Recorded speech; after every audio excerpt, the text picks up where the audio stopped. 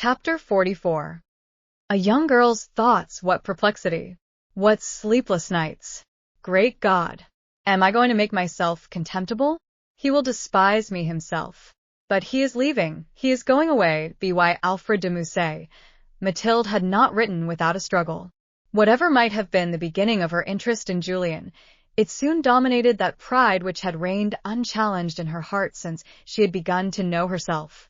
This cold and haughty soul was swept away for the first time by a sentiment of passion, but if this passion dominated her pride, it still kept faithfully to the habits of that pride. 2 months of struggles and new sensations had transformed, so to speak, her whole moral life. Mathilde thought she was in sight of happiness.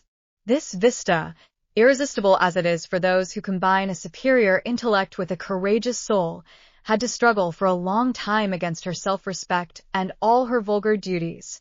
One day, she went into her mother's room at 7 o'clock in the morning and asked permission to take refuge in Villequier. The marquise did not even deign to answer her, and advised her to go back to bed. This was the last effort of vulgar prudence and respect for tradition, the fear of doing wrong and of offending those ideas which the Caylesses, the Deleuses, the Croisenois held for sacred had little power over her soul. She considered such creatures incapable of understanding her. She would have consulted them if it had been a matter of buying a carriage or an estate. Her real fear was that Julien was displeased with her. Perhaps he, too, has only the appearance of a superior man? She abhorred lack of character. That was her one objection to the handsome young men who surrounded her. The more they made elegant fun of everything which deviated from the prevailing mode, or which conformed to it but indifferently, the lower they fell in her eyes. They were brave, and that was all. And after all, in what way were they brave? She said to herself. In duels, but the duel is nothing more than a formality. The whole thing is mapped out beforehand, even the correct thing to say when you fall.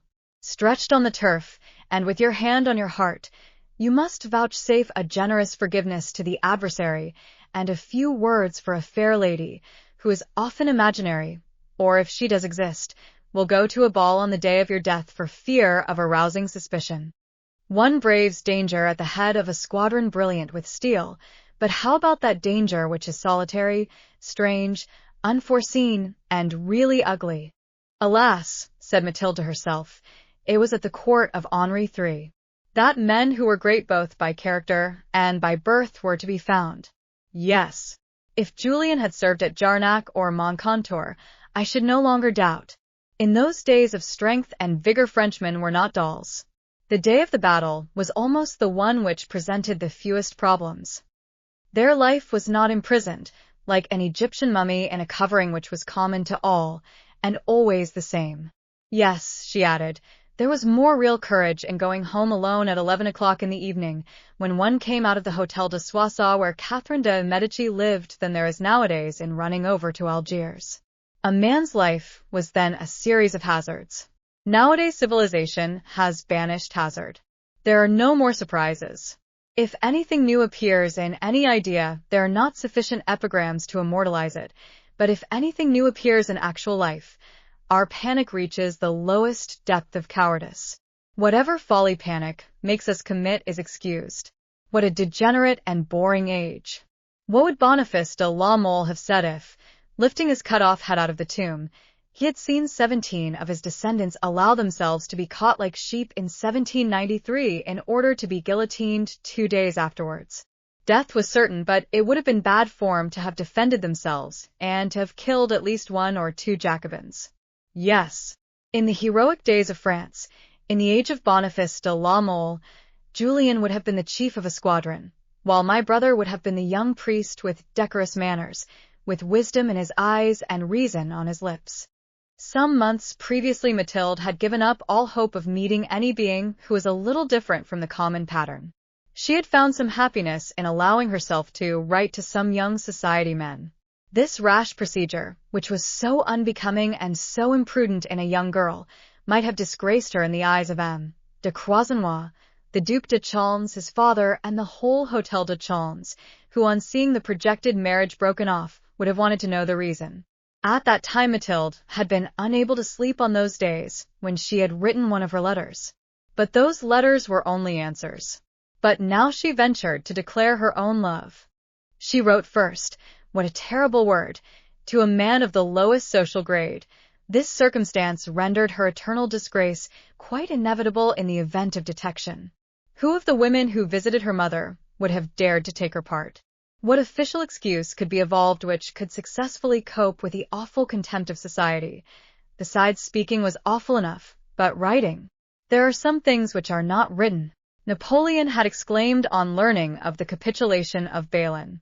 And it was Julien who had told her that epigram, as though giving her a lesson that was to come in useful subsequently.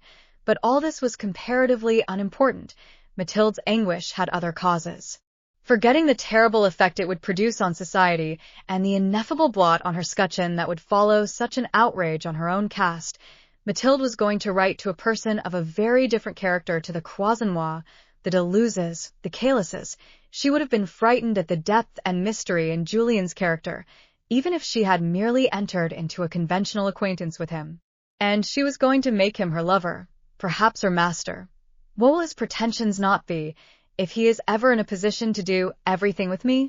Well, Ishel sait, like Medea, au milieu de tant de péril il me reste moi. She believed that Julien had no respect for nobility of blood. What was more, he probably did not love her.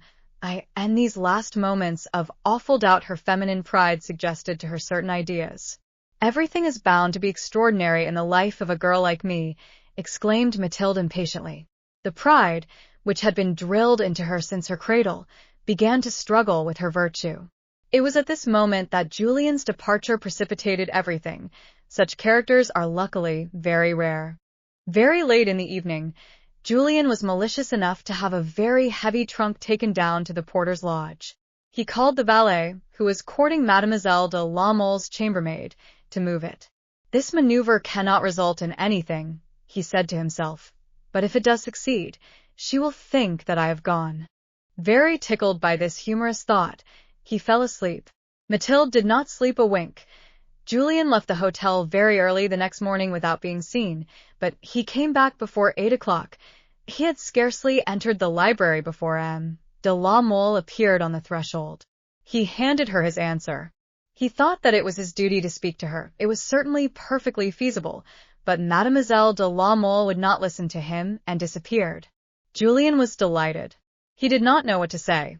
If all this is not a put-up job with Count Norbert, it is clear that it is my cold looks which have kindled the strange love which this aristocratic girl chooses to entertain for me. I should be really too much of a fool if I ever allowed myself to take a fancy to that big blonde doll. This train of reasoning left him colder and more calculating than he had ever been. In the battle for which we are preparing, he added, pride of birth will be like a high hill which constitutes a military position between her and me. That must be the field of the maneuvers. I made a great mistake in staying in Paris. This postponing of my departure cheapens and exposes me.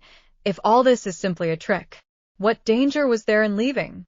If they were making fun of me, I was making fun of them. If her interest for me was in any way real, I was making that interest 100 times more intense. Mademoiselle de la Mole's letter had given Julien's vanity so keen a pleasure that, wreathed as he was in smiles at his good fortune, he had forgotten to think seriously about the propriety of leaving. It was one of the fatal elements of his character to be extremely sensitive to his own weaknesses. He was extremely upset by this one, and had almost forgotten the incredible victory which had preceded this slight check, when about 9 o'clock Mademoiselle de la Mole appeared on the threshold of the library, flung him a letter, and ran away. So, this is going to be the romance by letters, he said as he picked it up. The enemy makes a false move. I will reply by coldness and virtue. He was asked with a poignancy which merely increased his inner gaiety to give a definite answer. He indulged in the pleasure of mystifying those persons who he thought wanted to make fun of him for 2 pages, and it was out of humor again that he announced towards the end of his answer his definite departure on the following morning. The garden will be a useful place to hand her the letter, he thought after he had finished it, and he went there. He looked at the window of Mademoiselle de la Mole's room. It was on the first story, next to her mother's apartment, but there was a large ground floor. This latter was so high that, As Julien walked under the avenue of pines with his letter in his hands, he could not be seen from Mademoiselle de la Mole's window. The dome formed by the well-clipped pines intercepted the view. "What?" said Julien to himself angrily. "Another indiscretion. If they have really begun making fun of me, showing myself with a letter is playing into my enemy's hands."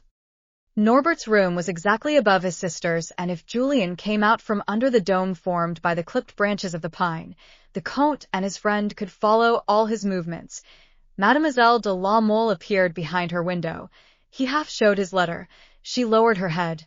Then Julien ran up to his own room and met accidentally on the main staircase the fair Mathilde, who seized the letter with complete self-possession and smiling eyes. What passion there was in the eyes of that! "Poor Madame de Rênal," said Julien to himself, "when she ventured to receive a letter from me, even after 6 months of intimate relationship. I don't think she ever looked at me with smiling eyes in her whole life." He did not formulate so precisely the rest of his answer. Was he perhaps ashamed of the triviality of the motive which were actuating him? But how different, too, he went on to think, are her elegant morning dress and her distinguished appearance. A man of taste on seeing Mademoiselle de la Mole 30 yards off would infer the position which she occupies in society. That is what can be called a specific merit. In spite of all this humorousness, Julien was not yet quite honest with himself. Madame de Rênal had no Marquis de Croisenois to sacrifice to him. His only rival was that grotesque sub-prefect, M. Charcot, who assumed the name of Maugrin, because there were no Maugirons left in France. At 5 o'clock Julien received a third letter. It was thrown to him from the library door. Mademoiselle de la Mole ran away again. "What a mania for writing," he said to himself with a laugh, "when one can talk so easily. The enemy wants my letters, that is clear, and many of them." He did not hurry to open this one. More elegant phrases, he thought, but he paled as he read it. There were only 8 lines. "I need to speak to you. I must speak to you this evening. Be in the garden at the moment when 1 o'clock is striking. Take the big gardener's ladder near the well, place it against my window, and climb up to my room. It is moonlight, never mind.